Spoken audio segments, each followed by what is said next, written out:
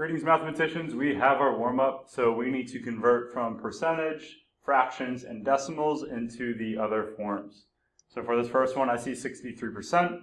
Percent just means per 100. So for that fraction, we can just do 63 over 100.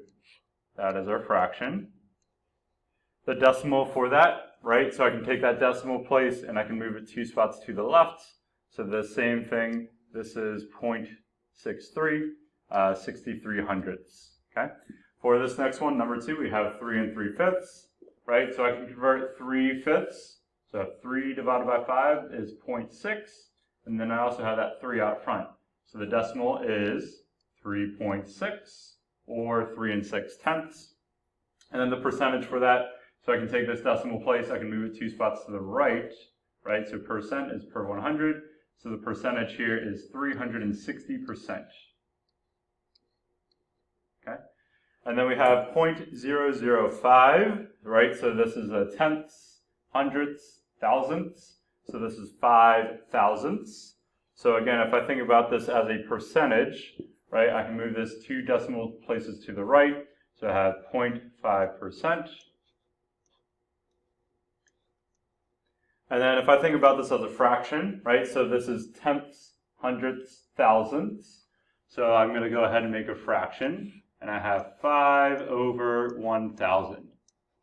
5 thousandths. So that is the warm-up. All right, so learning target 22, probability of compound events. And here are the essential questions. How is probability used to predict outcomes? What are the differences between independent, dependent, and mutually exclusive events? All right, so probability. The probability of an event happening, P, that is just the likelihood that something will occur. All right, so we have different numbers, right? So on the left-hand side here, we have a probability of 0, meaning that it is impossible for that to happen, right? And on the right-hand side, we have a probability of 1, meaning that it's always going to happen, right? And then in the middle, we have different probabilities as well. So this is 25%, 50%, and 75%, right? So I can go ahead and write those in. So we have 0%. And the equivalent fraction to that is just 0 over 1. Here we have 25%. The simplified fraction there is 1/4. Here we have 50%, or 1/2. Here is 75%.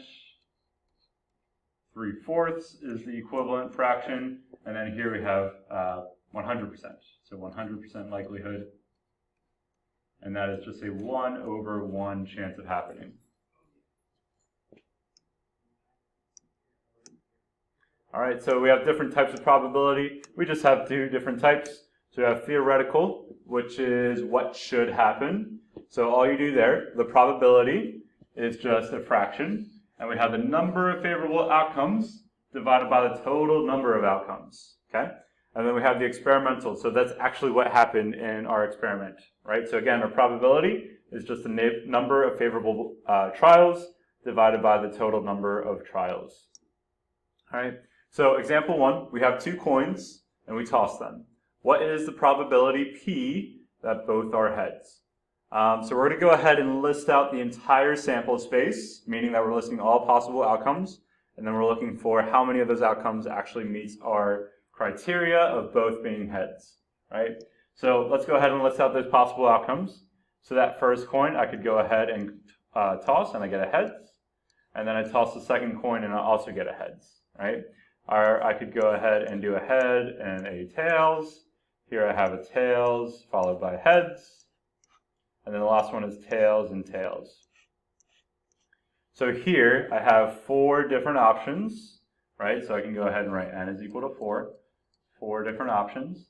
Only one of them gives me 2 heads, right? So the probability that I get 2 heads is the number of favorable outcomes, which is just 1, out of the total number of outcomes. So we have 1/4. We can leave our answer as a fraction. So we have 1/4, right? There is only a 25% chance of this happening. All right, so example 2, an algebra class has 17 boys and 16 girls.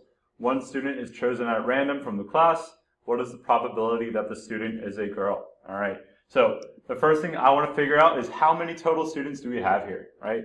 So the total number of students is just that number of boys plus the number of girls. So we have 17, and we're adding to that 16, all right? So the total number of students that we have in the class is 33. All right, so we want to find out what's the probability that I select a girl. So we have probability that I select a girl. Okay. That is equal to the number of favorable outcomes. In this case, we're interested in selecting a girl from the class. So we have 16 girls. So you have 16, and we have 33 total students, and that's our final answer. So we have a final answer of 16 over 33. If you check in your calculator, it's going to be slightly less than a half. Right, so it should be about 48 or 49%. So we have 16 over 33. All right, example 3. In a bag of marbles, what is the probability of choosing a green one if there are 6 green, 7 yellow, 11 red, and 5 blue? So again, I want to find out what's my total. So I'm just going to go ahead and add together all these numbers. So I have 6 plus 7 plus 11 plus 5. So the total number of marbles that I have are, so 6 plus 7 is 13, plus 11 is 20, 6 plus 7 is 13, plus 11 is 24, and then I have 29. So I have 29 total marbles. So we want to find out what's the probability of selecting green. So we have probability that I get green. Well, the total number of favorable, so I have 6 green, and I have 29 total marbles. So the probability is 6 over 29, 6/29.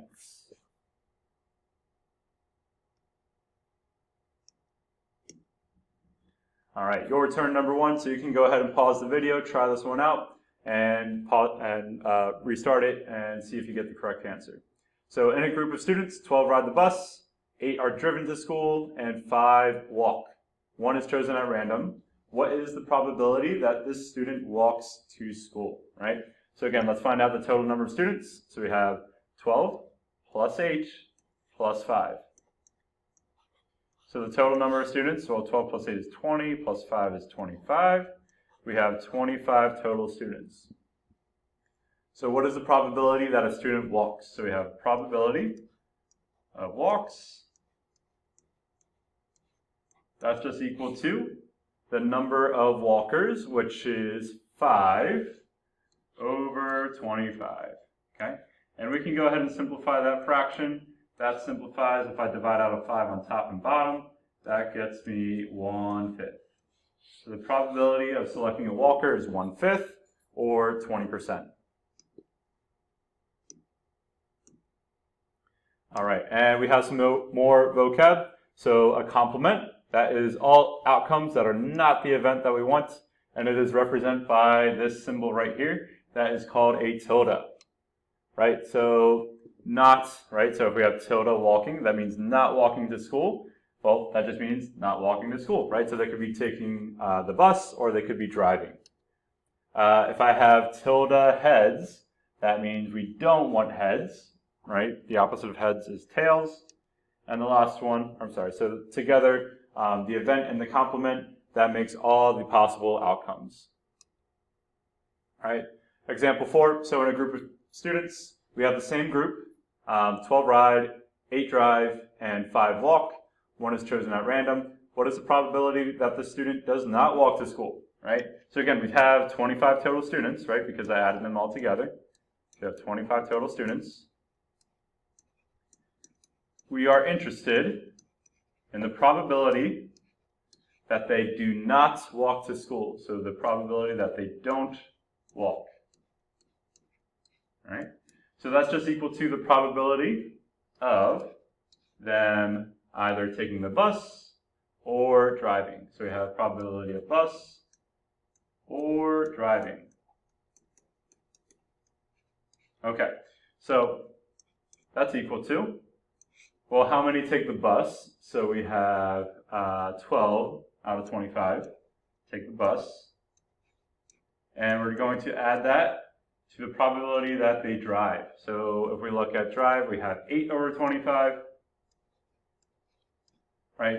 And with adding fractions, I have to make sure I have the same denominator. I do. And then I can just go ahead and add those numerators together, right? So 12 plus 8 gets me 20 over 25, right? And again, just make sure that that's a simplified fraction. I can divide out 5 on top and bottom. So my final answer is 4/5. So we have 4/5.